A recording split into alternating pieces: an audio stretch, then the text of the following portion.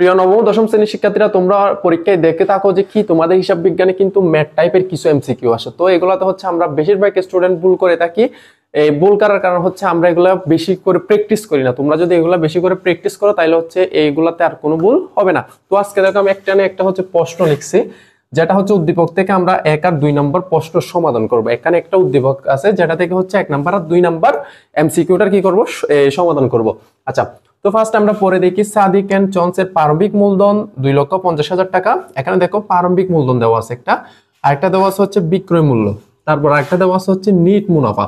আমাদের কিন্তু এই উত্তোলনে দেওয়া আছে 4টা জিনিস দেওয়া আছে, প্রারম্ভিক মূলধন, বিক্রয় মূল্য দেওয়া আছে, নিট মুনাফা দেওয়া আছে, আরেকটা হচ্ছে কি উত্তোলন দেওয়া আছে।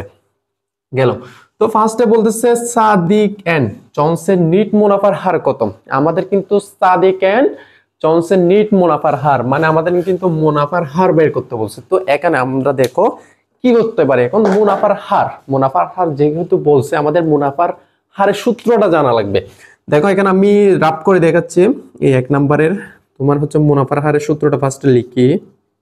তোমাদের এই মুনাফার হারের সূত্রটা কিন্তু মনে রাখা লাগবে, না হয় কিন্তু এই অঙ্কগুলোর সমাধান তোমরা করতে পারবে মানে এমসিকিউ গুলোর সমাধান করতে পারবে না।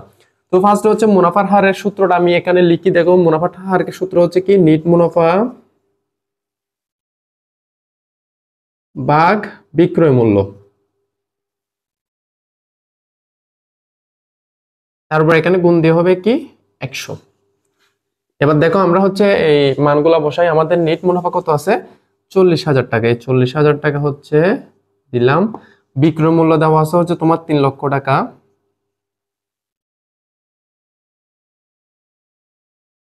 আমরা 40,000-কে 3 লক্ষ দিয়ে ভাগ করার পর যেটা পাবো সেটাকে 100 দিয়ে গুণ করব। দেখো তাইলে আমরা 40,000-কে যদি এটা পুরো একসাথে ক্যালকুলেটর করে ফেলবা, তোমরা ব্র্যাকেট দিয়ে দেখবা যখন করবা তোমাদের মূল আনসারটা চলে আসবে। তাহলে এখানে হচ্ছে আমার 40,000 ভাগ 3 লক্ষ, ব্র্যাকেট ক্লোজ করে গুণ 100 দিবা। এই যে আমার কিন্তু ক্যালকুলেটর আসতেছে 13.333333 চলতে আছে। তো আমরা হচ্ছে কত নিব, শুধু দশমিকের পরে 2 গুণ নিব। তাহলে আমাদের আনসার আসছে কত 13.33। এই 13.33 এটা আমরা দেখবো যে এবার আমাদের হচ্ছে অপশনের মধ্যে আছে কিনা। দেখো এই যে ক খ গ গ 4টা অপশন আছে এখানের মধ্যে। দেখো এই যে আমাদের কিন্তু 13.33%টা আছে। তাহলে আমাদের আনসারই হবে হচ্ছে কি 13.33। দেখো অবশ্যই তোমাদের যদি মুনাফার হার বের করতে বললে অবশ্যই তোমার হচ্ছে এই সূত্র মুখস্থ করা লাগবে। এটা কিন্তু ঢাকা বোর্ড 2024 আসছে। তো এটা ইম্পর্টেন্ট, তোমরা এগুলো চর্চা করবা, চর্চা যত বেশি করবা তত হচ্ছে এমসিকিউর সমাধানগুলো করতে পারবা। এবার হচ্ছে আমরা খ নাম্বারে যাই। দেখো ক নাম্বার দেওয়া আছে সাদিক এন্ড জনসের মালিকানা সত্ত্বের পরিমাণ। মালিকানা সত্ত্বের পরিমাণ কিন্তু একেবারে সহজ, তোমরা মালিকানা সত্ত্ব কিন্তু এই সিকিউর মধ্যে অনেক করছো। মালিকানা সত্ত্ব কিভাবে বের করে আশা করি জানো। মূলধনের সাথে হচ্ছে নিট মুনাফা যোগ করবা, উত্তোলনটা বাদ দিয়ে দিবা। আমি আবার বলতেছি মূলধনের সাথে হচ্ছে আমরা নিট মুনাফা যোগ করবো, উত্তোলন বাদ দিব। এখানে কিন্তু বিক্রয় মূল্য আসে না। তাহলে আমরা ফার্স্টে মূলধনটা লিখি, তোমাদের বোঝার সুবিধার্থে আমি এটা লিখে দিচ্ছি 2,50,000 টাকা। এবার হচ্ছে আমাদের যোগ নিট লাভ।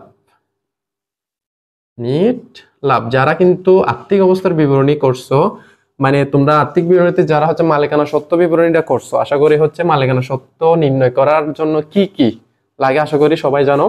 তাহলে আমরা নিট মুনাফাটা কিন্তু যোগ করে দিব। নিট মুনাফা হচ্ছে কত 40,000 টাকা, আর বাদ দিব কি উত্তোলন। উত্তোলন কিন্তু বাদ যায়, মনে রাখবা মালিকানা সত্ত্বের মধ্যে উত্তোলন কি দিতে হবে, বাদ দিতে হবে। তাহলে এখানে 45,000 টাকা আমরা বিয়োগ দিয়ে লিখি। তাইলে দেখো এই 2,50,000 সাথে যদি 40 যোগ করে তাইলে আমরা পাবো কত 2,90,000 টাকা।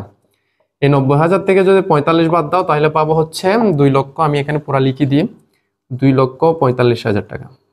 তো এই অপশনটা দেখো তোমরা যে তোমাদের 2 নাম্বার এমসিকিউর মধ্যে আছে কিনা। এই যে 2,45,000 টাকা ক নাম্বারটা হচ্ছে আমাদের এখানে কি কারেক্ট আনসার।